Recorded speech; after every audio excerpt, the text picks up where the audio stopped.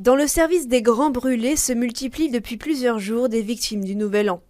Si ce n'est pas le cas de ce monsieur, beaucoup ont été brûlés en manipulant des feux d'artifice. On a eu 8 victimes ambulatoires. Ils ne sont donc pas restés à l'hôpital, ils ne sont pas hospitalisés.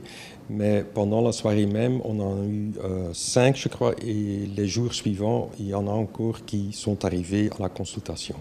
Même encore aujourd'hui, il y a des gens qui se présentent avec des brûlures à cause de feux d'artifice. Ces jeunes, majoritairement des garçons, ont moins de 21 ans. Pour un tiers d'entre eux, les blessures se situent au niveau des mains et du visage. Il y en a qui vont être guéris dans 2-3 semaines, mais il y a certainement des autres dans les autres centres de grands brûlés ou dans des centres du trauma, parce qu'il ne faut pas être toujours brûlé avec le feu d'artifice. Il y en a beaucoup qui ont eu des traumatologies de leurs mains, et ça sera pour un hôpital qui est spécialisé dans la chirurgie de la main. L'année dernière, il y a eu 68 victimes de feux d'artifice entre Noël et le Nouvel An.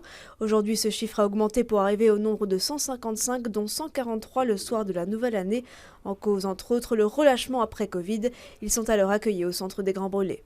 On va mettre le patient sur le brancard ici, on va nettoyer le patient, on va rincer, on va désinfecter et on va donner pour le patient ses bandages. Ça prend pour un grand brûlé quand même 2h30, 3 heures avant que le patient est stabilisé, bien soigné et qui peut quitter ici la salle d'admission pour entrer dans les soins intensifs. Près de 70% des feux d'artifice se sont avérés avoir été acquis illégalement, provenant souvent de Pologne ou des pays voisins avec un manuel rédigé dans une autre langue.